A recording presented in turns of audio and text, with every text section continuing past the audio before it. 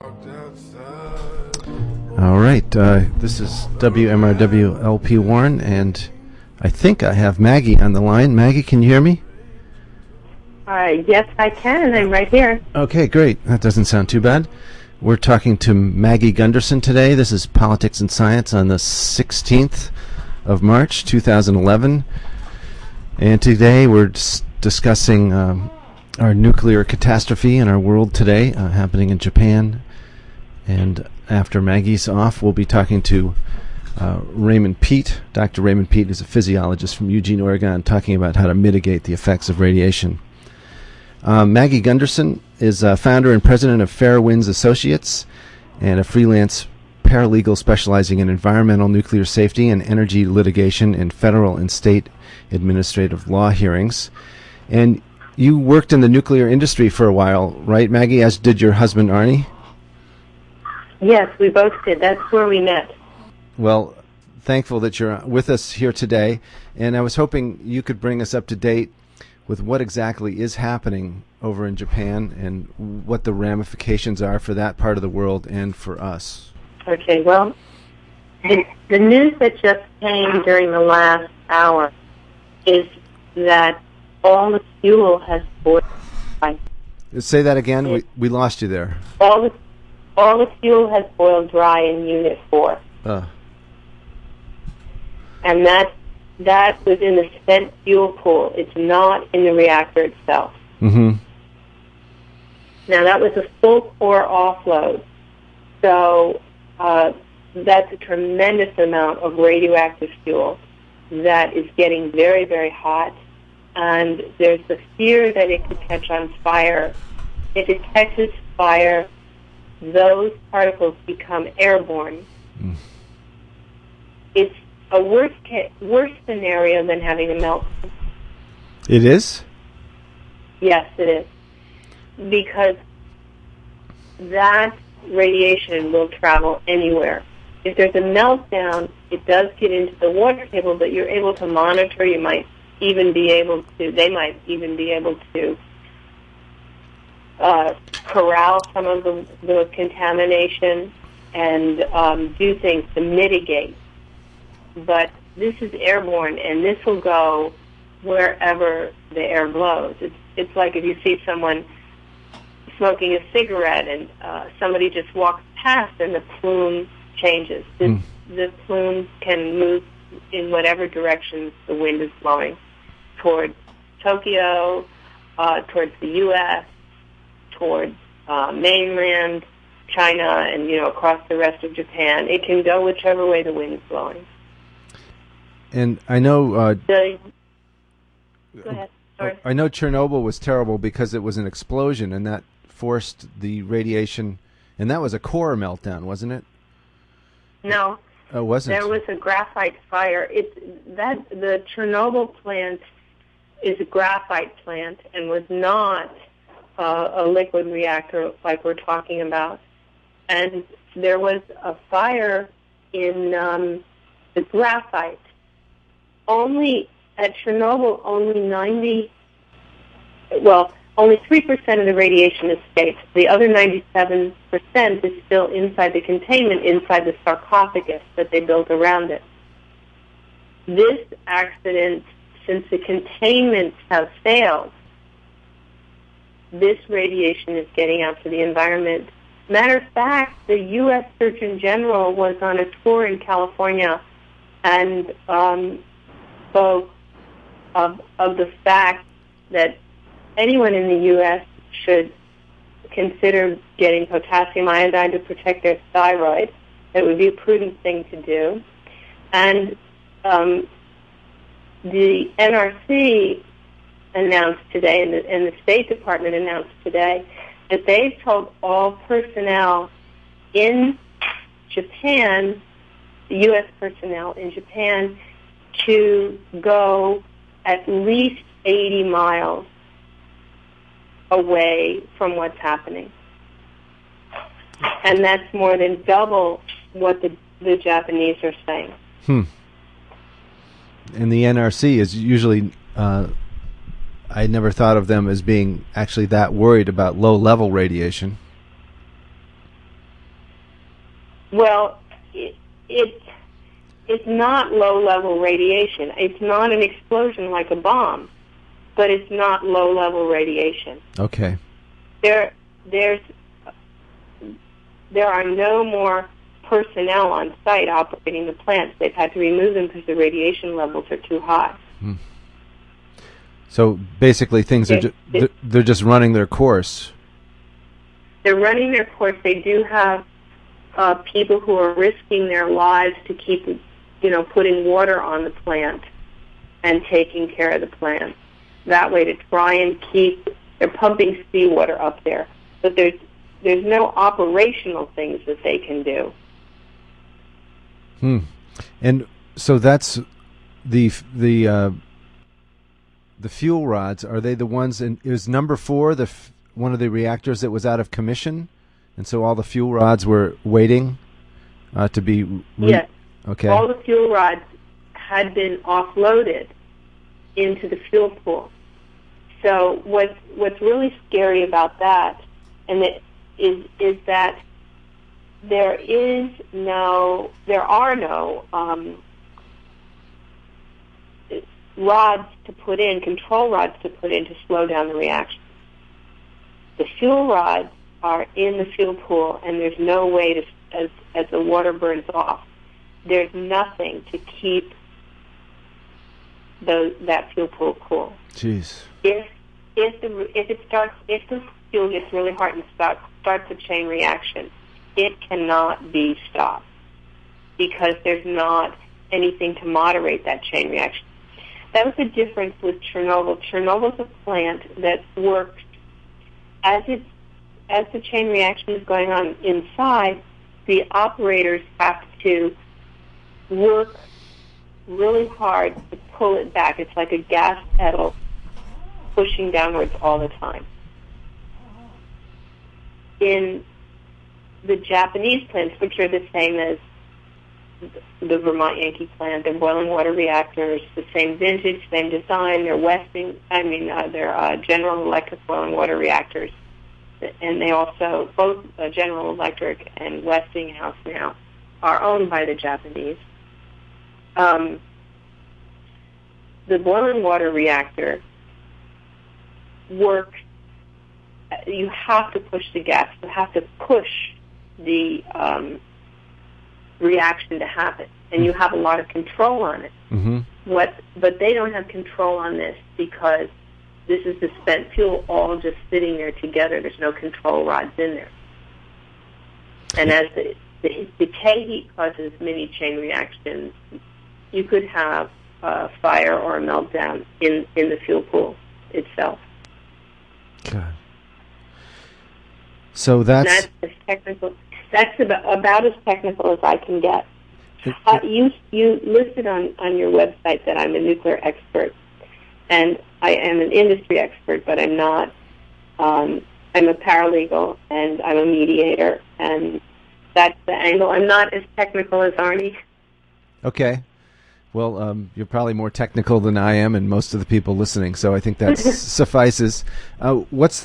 So that's just going into free fall, basically. And what's the state of the other reactors? There's 6 of them there, is that right, at that Fukushima power station? Yes. There are, 2 of them already are in partial meltdown. What happens when the reactor's operating and when they stopped it, and when the storm came up, when the earthquake started, they stopped the reaction. The emergency system worked, and the reaction was stopped. Mm-hmm. But when they couldn't keep the reactor cool, there are things that there's 5% of the heat is decay heat, and that is what has kept burning. The other 95% was stopped, but the decay heat is enough to keep boiling off all the water. Mm-hmm. The diesels had gotten swamped by the tsunami, so they didn't have any backup power. And they couldn't cool the reactor for a really long time, any of them. So my understanding, and this has been changing hour by hour, so I can't be totally clear on what's happening. I saw 3 different reports before I came on with you. 2 reactors have had a partial meltdown. They have parts that are melting down, and how bad that'll be will depend on how much seawater these employees who are risking their lives being in such a high radiation area. I mean, it's just incredible. They are pumping in tons of seawater to try and make like a lake under the reactors. These reactors are raised. So, in a boiling water reactor, the control rods come up from the bottom into the reactor itself. Mm-hmm. So, whereas a pressurized water reactor, and I worked on pressurized water reactors. I've never worked with boiling water reactors. I worked on nuclear fuel reload core design. So that's doing the calculations for the fuel, each fuel reload on PWRs. However, whether it's a year or 18 months, whatever the utility has decided to run for. And the BWRs, the control rods, come up from the bottom. So those daughter products can come through. The bottom of the reactor is not as tight as on a pressurized water reactor. It's very tight, and the control rods come down from the top.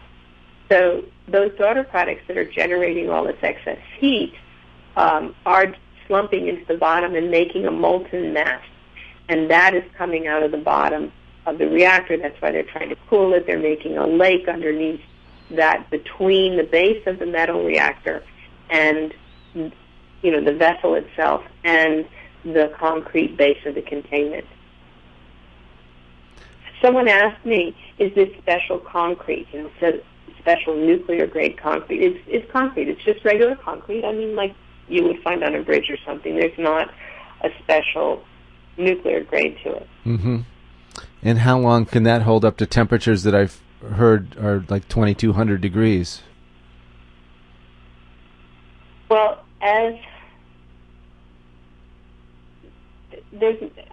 no one knows. I mean, we're in uncharted territory here.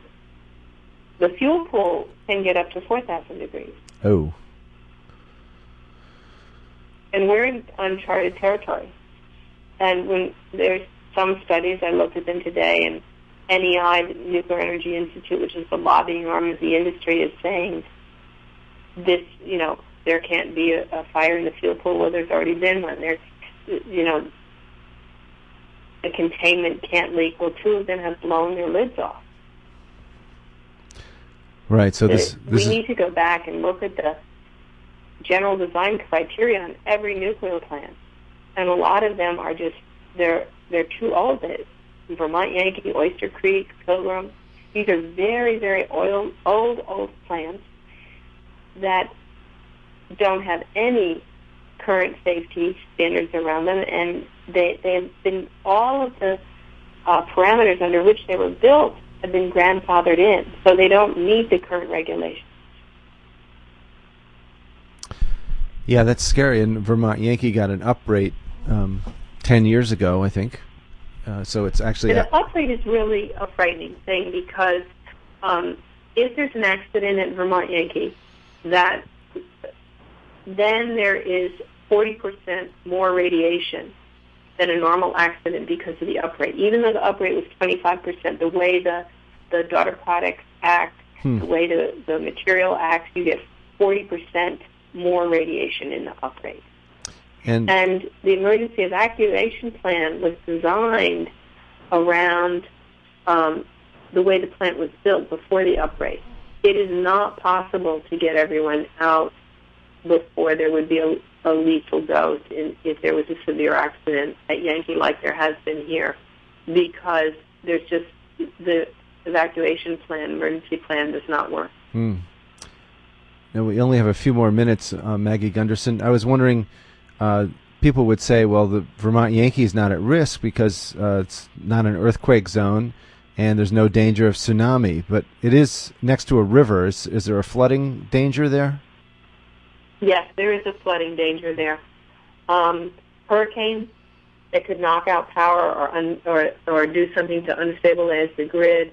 Vermont Yankee's backup power is diesel, just like the plants in Japan, if they were involved in a flood or a hurricane and couldn't operate, then there's no backup power there.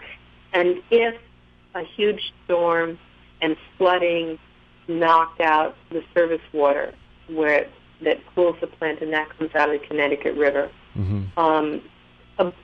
Or a terrorist. I mean, one of the things Union of Concerned Scientists has really worked hard pushing the NRC on the threat matrix since 2000, since 9/11, since 2001. Mm-hmm. On there's not enough protection at these intake structures.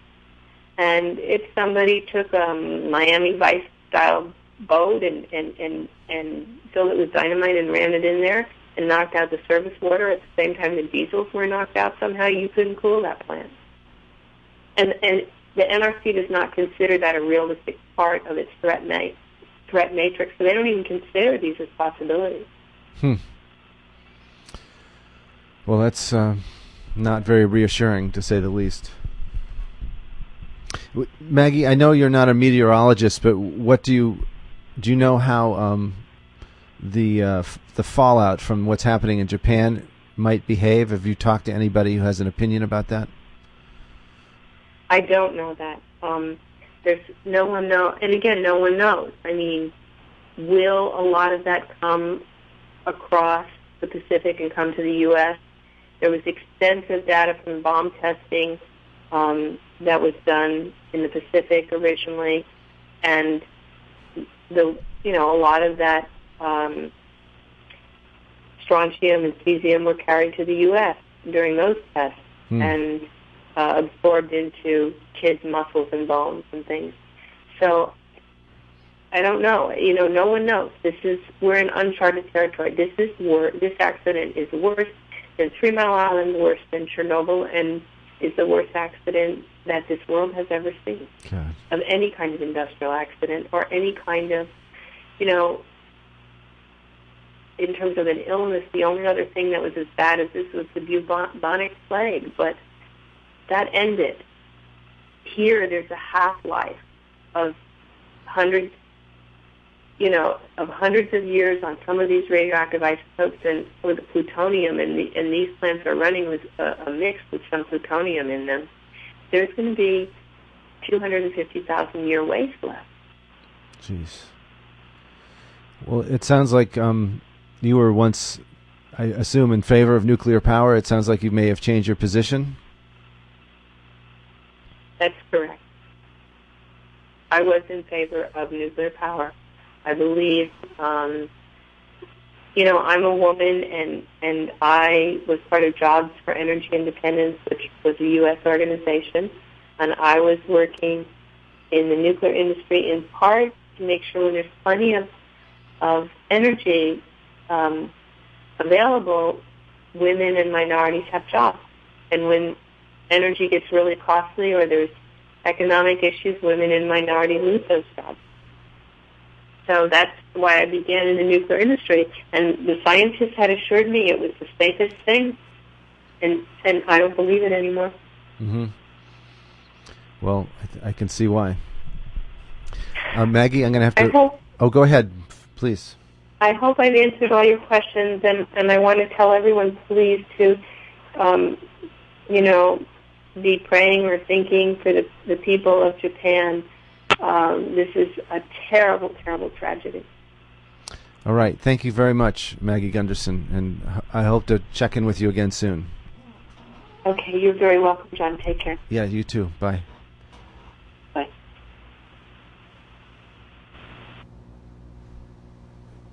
All right. That was Maggie Gunderson, who is founder and president of Fairwind Associates. She's a freelance paralegal specializing in environmental, nuclear safety, and energy litigation in federal and state administrative law hearings. So I'm going to put on some music, and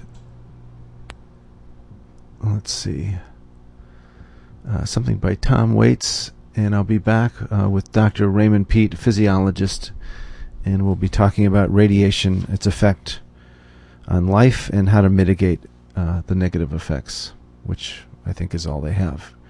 All right, here's Tom Waits.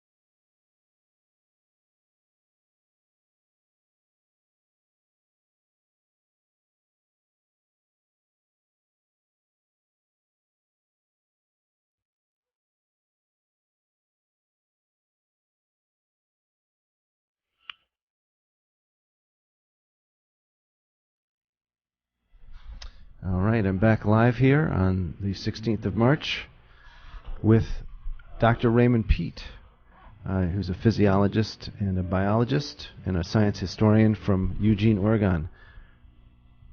Ray, can you hear me? Yes, very well. Oh, good. You sound great. Well, thanks for coming on today. I thought, considering the catastrophe and tragedy that's happening in Japan right now, we'd talk about radiation, which is probably going to be circulating around the globe, and some of it will be heading toward the United States and Canada, I'm sure. And I thought maybe we could talk about radiation's effects on the body and in ways that it can be mitigated. So maybe you could start out just by talking about radiation. The first issue of my newsletter in 1981 was about the issue of radiation damage. Radiation damage? Yeah, and I read lots of mostly Soviet research. They were the ones mostly interested in how to repair damage. And the main factors are the amount of magnesium in the cells and the metabolic rate. And it happens that thyroid hormone is what's needed for the cells to retain magnesium at a high level. And this old research that I reviewed 30 years ago was the central idea was the high metabolic rate activating repair processes so that once the damage was done, it was almost immediately repaired. The thyroid function was very high, allowing cells to retain magnesium. And just in the last couple of years, a group studying the radio-resistant bacteria, they've been found in several situations. They were discovered at Oregon State University when they were sterilizing food with super intense radiation in cans, and the irradiated food after a few weeks rotted, and they found there were bacteria that survived millions of rads. And this type of bacteria just recently was found not to have any special resistance of its DNA, but the protein system that repairs the DNA is what is uniquely resistant to radiation damage. So that the DNA can be torn into tiny fragments, but if you have the enzymes left for repairing, the bacteria can reassemble their DNA from tiny little scraps if their proteins are good. And this group recently discovered that manganese is an essential factor for the survival of these bacteria. What the manganese is doing is catalyzing very fast metabolism of glucose. Hey, Ray, I'm going to interrupt because we're having the same phone problem again where it's clipping your voice. Yeah, it's a terrible echo. Oh, you're getting an echo. I didn't know that. Yeah. How's that? When you talk now, how is that? That made it decrease. There's a slight echo, but it sounded like there were three of us for a while. God, I just don't understand why it's doing that. Well, try it again, and we'll see if it goes. I may call you back and see if we can get rid of that. Okay. Anyway, the very fast glucose metabolism is almost all turned into carbon dioxide, and carbon dioxide happens to protectively stick to amino groups of proteins, and that's been my approach to defense against aging and stress to keep the carbon dioxide up high in mammals, but apparently these bacteria carry it to an extreme so that they can survive millions of rad of ionizing radiation. I see. So you're saying that their metabolism is high enough? Does this have to do with the thyroid function as well? Well, it resembles, it's parallel to the thyroid function. They do it just by this manganese-containing enzyme system that very powerfully turns glucose into carbon dioxide. But in mammals, it's thyroid hormone that's primarily responsible for turning glucose and fats into carbon dioxide. So one of the problems with radiation is that it does damage the thyroid, and I know that, I guess my last guest just said that the American Surgeon General, who's traveling abroad, just recommended that people get a supply of potassium iodine to take, which I hadn't heard this. Yeah, the CDC a few days ago recommended a single dose of 160 milligrams of potassium iodide for an adult to be repeated if the iodine cloud stays around for more than 1 day. Kelp or dult or other iodine-rich seaweed, a few grams per day will do that if you don't have the pure potassium iodide.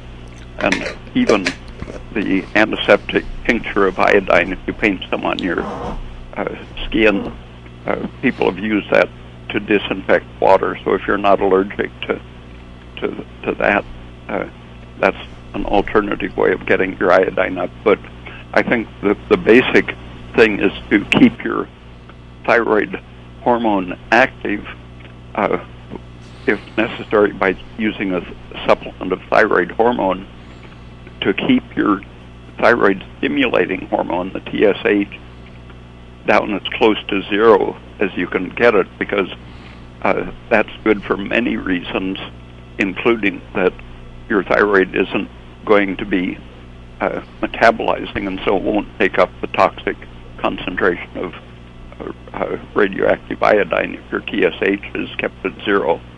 And meanwhile, the high thyroid activity is going to accelerate the repair processes, where if you rely on potassium iodide, that's going to dilute the radioactive contaminant so that it doesn't destroy your thyroid gland. Mm-hmm. But the potassium iodide tends to suppress your thyroid function, lowering the whole body's metabolic rate, and that makes it increasingly susceptible to radiation damage. If you think of the inverse relationship between thyroid and estrogen, a low thyroid person usually has very high estrogen. A very high thyroid person has low estrogen. And estrogen synergizes with radiation damage. So a low thyroid person is doing many things to make all of their tissues more susceptible to injury by all of the radiation sources, which include carbon isotopes, cesium, strontium isotopes are important ones in nuclear fallout. And the iodide suppressing your thyroid gland, as the CDC recommends, isn't going to do anything at all to protect you against strontium, cesium, carbon, and other radiation sources. And in fact, will tend to make you more susceptible to injury by them by suppressing your thyroid function.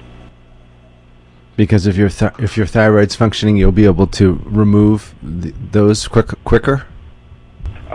Yeah, the cells are producing carbon dioxide, which forms a defensive barrier on the proteins, keeping them from suffering destructive oxidation. and the magnesium retained by the thyroid is used in the repair enzymes for DNA repair, and at the same time you're lowering the estrogen throughout your body, which you want to avoid that synergistic effect of radiation and estrogen. Now, you've said that potassium iodine is not good for you in the long run. In the short run, that would be something to do if you didn't have any other choice, I suppose. Yeah, if you don't have thyroid pills or kelp or dulse or seaweed, then potassium iodide is fine if you're not allergic to it. Some people have a very intense inflammatory reaction when they take iodide or iodine. And in terms of raising your thyroid function, most people probably won't be able to get their hands on any thyroid supplements. How can they do that? Well, the quickest way is to make sure that you're getting enough food and fuel. Sugar, moment by moment, is used by your liver to activate the thyroid hormone. So if you go hungry for several hours, your thyroid is going to decrease its function. And on even a shorter scale than just keeping your body well nourished, coconut oil with its short chain saturated fatty acids competes with the inhibiting unsaturated fats that are always tending to circulate in the body. And those are acting as a brake on the thyroid, so the coconut oil short-chain fats are able to compete against the inhibitors of the thyroid, momentarily liberating a higher thyroid function. So that only lasts a couple hours for a tablespoon of coconut oil. So if you had nothing else, you could eat a tablespoon of coconut oil every couple of hours. And that's better than butter, another saturated fat? Only in the sense that it activates your thyroid function more powerfully. I see. And what about vitamin E and vitamin C and things like that? Are they at all important? Not very. In some situations, they're protective against radiation, but when I was reviewing the literature 30 years ago, they were somewhat ambiguous, and nothing very interesting has turned up since then. Progesterone as an anti-estrogen is probably one of the other short-range protective things. I see. If people could take progesterone, that would lower the synergistic effect of radiation and estrogen. You've said before that radiation is very similar in its effects to estrogen, and people actually take estrogen as a supplement in hormone replacement. Could you comment on the similarity in the effects of radiation and estrogen? Yeah, a lot of this research was done in the late 1930s, and the estrogen functions were identified as similar to suffocation and stress and radiation. And about 15 years later, when the concept of estrogen receptor was introduced, there was a great push to distract people from the biochemical effects of estrogen and blame all of estrogen's effects on the actions of a receptor protein, which was supposed to activate the genes which create the female traits. But it turned out that was really the research was supported by the Atomic Energy Commission, and it claimed that estrogen is not metabolized in the cells where it's acting.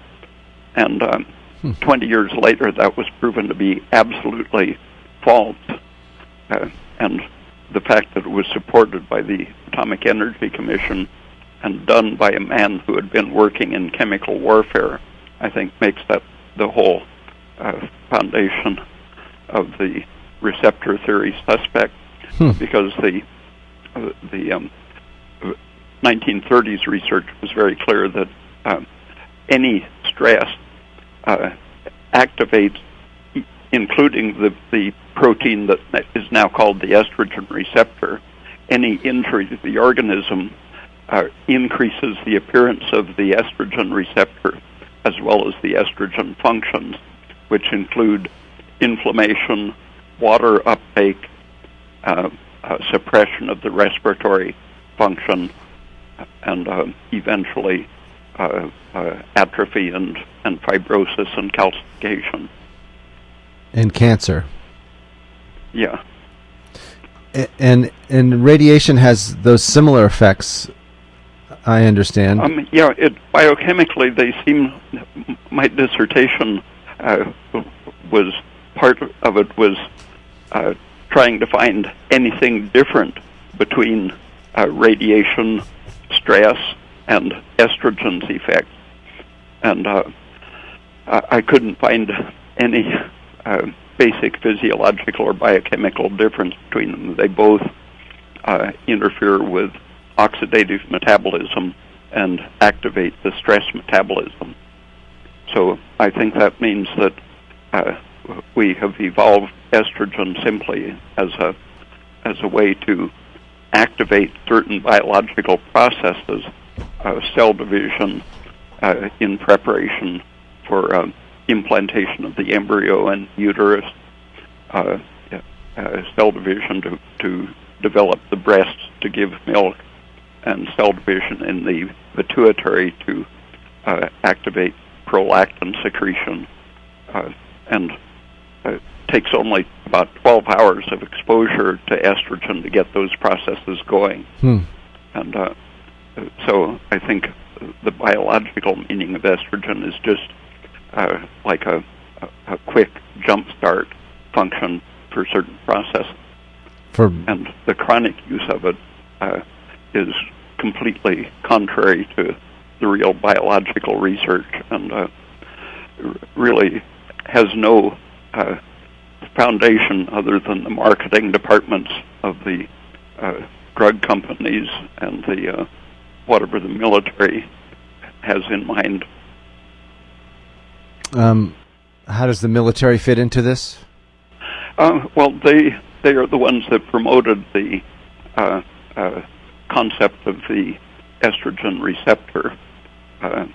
Elwood Benson went from working on chemical warfare to working on the estrogen receptor, and his group and the people in it have formed a tradition supported by the Pentagon. Some of them have been working more recently at the Lawrence Livermore Radiation Lab on the estrogen receptor. So for 60 years now it has been of great importance, first to the Military and Atomic Energy Commission, and now to various government agencies. That seems a little bizarre to me, but I guess they're always looking for things to use as weapons, basically. Yeah, at different times they have been interested in its birth control effect, population control. That's one of the things they were studying. I think when they, I think you've written about this. They did releases of large amounts of radiation, and then studied the effect it had on population and sterility and such. Yeah, and estrogen is really a more controllable way to sterilize the population. Maybe you could talk a little bit about what the danger we face from what's coming out of Japan now in this tragic meltdown. nuclear reactors, and is this particulate radiation that we're going to be exposed to in the that's going to go up into the atmosphere and travel around the globe, or as long as it stays very high in the atmosphere and doesn't rain out, it isn't going to do too much harm. But if it doesn't rain out in the Pacific, and if it happens to get through a dry spell for a few days across the Pacific and then rains out, wherever it comes down, it will do a lot of damage. A few of the bombs that they exploded in Nevada happened to stay in the air until one of the fallout clouds rained down in New York, in Pennsylvania, I guess, was the one that Ernest Sternclass happened to be on the site, and saw that his radiation measurements were showing extreme contamination while the government was saying nothing had happened. And that started Sternclass on his research on what was really happening, and he showed how the U.S. Public Health Service was collaborating with the Atomic Energy Commission and even state government agencies to put out false information and destroy the actual data. So whatever we're going to hear from the governments of Japan and the United States, I don't think there's any precedent for thinking there'll be any truth in it. Yeah, I was just reading the introduction to a book about Chernobyl that was published in this country just recently and edited by Janet Sherman. And that book starts off with saying that you'd think that the governments would want to study the actual data of these accidents to improve the safety of nuclear power plants and to understand what happens when things go wrong. But this Russian scientist was saying that all this information was suppressed after the Chernobyl nuclear accident. And it sounds like you're saying that you think the same thing will happen now, most likely from you can't have a nuclear industry or a popular nuclear deterrent idea if people understand the dangers that are very likely to happen from things that are fairly uncontrollable. Mining the material and disposing of the material are sources of radiation exposure, and they are now talking about avoiding the carbon increase in the atmosphere to prevent global warming, but they neglect the amount of carbon used in mining and manufacturing. There's a great petroleum expense in producing the fuel and the factories for making the atomic energy. So it's very polluting in the carbon sense, as well as the much worse pollution from the mining debris and the waste disposal problems, besides the leaks from the installations themselves. Yeah, I think one of the reassurances we're always told is that nuclear power, doesn't even the emissions from nuclear power doesn't go above the background radiation. Well, one of the things that bothers me is that the background radiation is always going up, and they're allowed to adjust the standard by which they set their emissions to that background radiation, and it's going up because of their own emissions. So there's a little bit of a escalating loop that's going on, whereby everybody around nuclear plants and all of us are getting more radiation as time goes on. And the type of radiation is crucial in its biological effects. The industry has the tricks of comparing living in Denver or flying in an airplane with breathing fallout from the nuclear industry, and it's completely ignoring the well-established fact that the gamma rays that they're counting in Denver or in airplanes have a low energy transfer to the tissues. They go through so fast they don't react. And at lower altitudes, they talk about less radiation exposure, but actually at sea level, you're getting tertiary and secondary cosmic rays, which have more energy delivery in a toxic way to your tissues. So actually, Denver has less biologically effective radiation than sea level. And another trick they use to make it seem like radiation isn't necessarily harmful is to show an alpha emitter and a detector, and then put a sheet of typing paper in the path, and showing that it stops the alpha particles from passing through. Mm-hmm. But if you inhale an alpha emitter, when that particle goes, it's going to hit a cell, not a sheet of typing paper. And the fact that it will stop in a sheet of paper means that it has 100% delivery of its energy to the tissue. And it's the delivery of energy that causes the tissue damage. Not exclusively. When gamma rays pass through you, they give up a little of their energy in a scattering manner.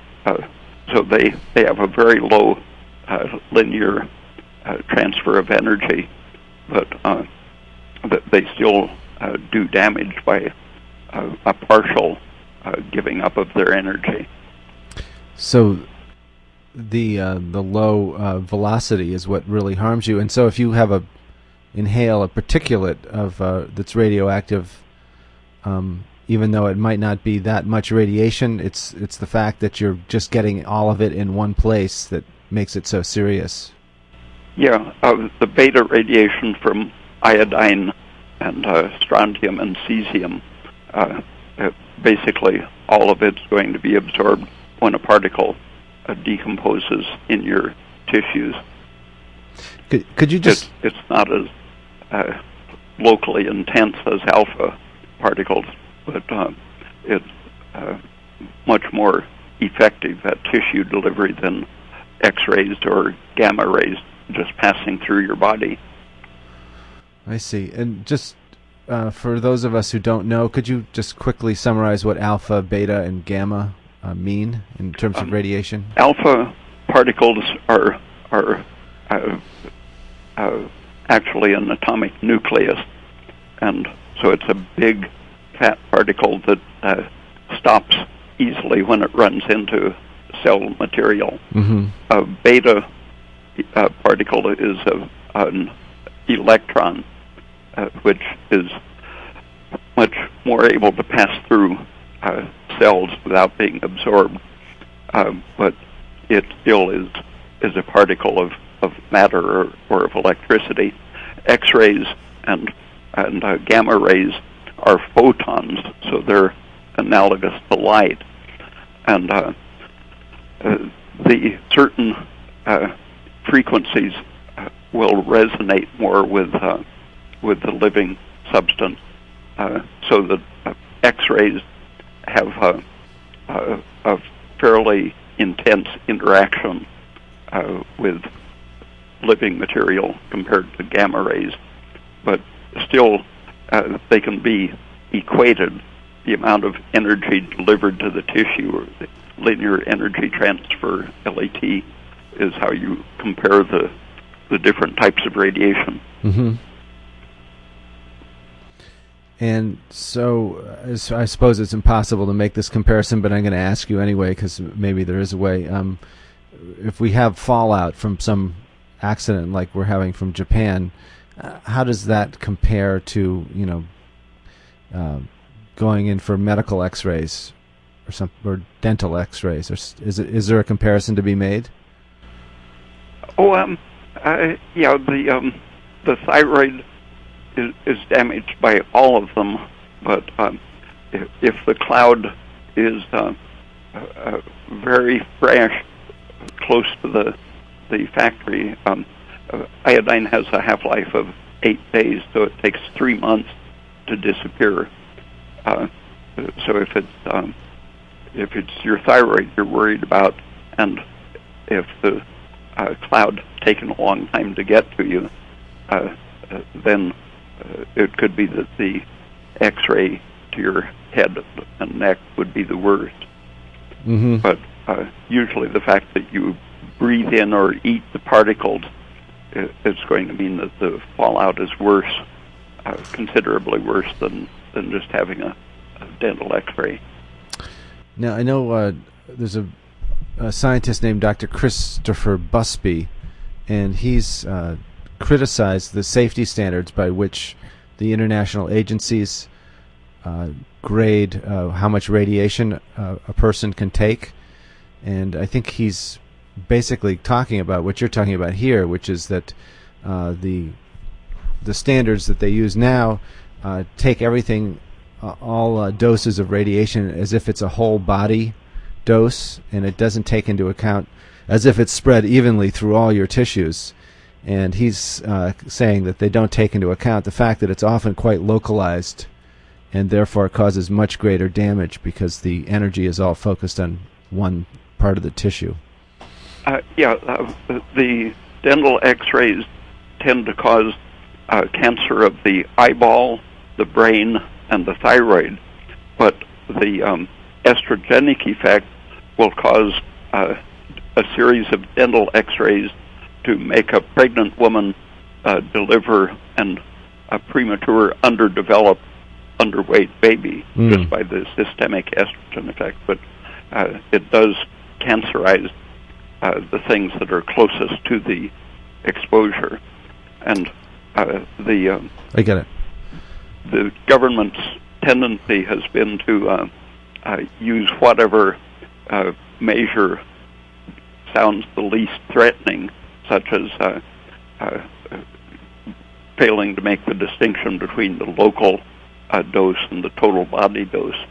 And they've done the same thing with interpreting the danger of the fallout from the atomic bombs in Japan, where the bomb smoke went in a sort of a triangular pathway downwind from the explosion. Mm-hmm. They drew a circle around the center of the explosion and averaged out the people at a certain distance in any direction, and tended to make the people who were actually exposed to the fallout disappear by averaging them 360 degrees around the circle.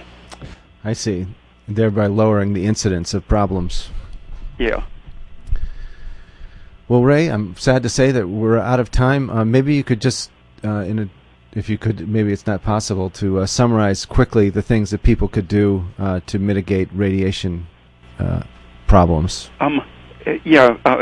Eating seaweed, kelp, and if you have a bottle of iodine, you can paint some on your fingers and toes and soak up some of it through your skin.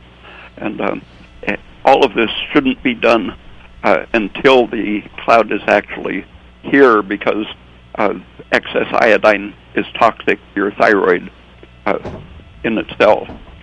But if there's an intense cloud passing over, then these external sources of iodine will protect your thyroid, but they won't protect the other tissues. So keeping your thyroid function up is the ideal way to do it. I see. And that's done with coconut oil and... sugar, coconut oil, and when possible, a thyroid supplement. Okay. Dr. Raymond Peat, thanks so much for being on tonight. Okay, thank you. We appreciate it, and we'll talk to you soon, I hope. Okay. Yep. Bye for now.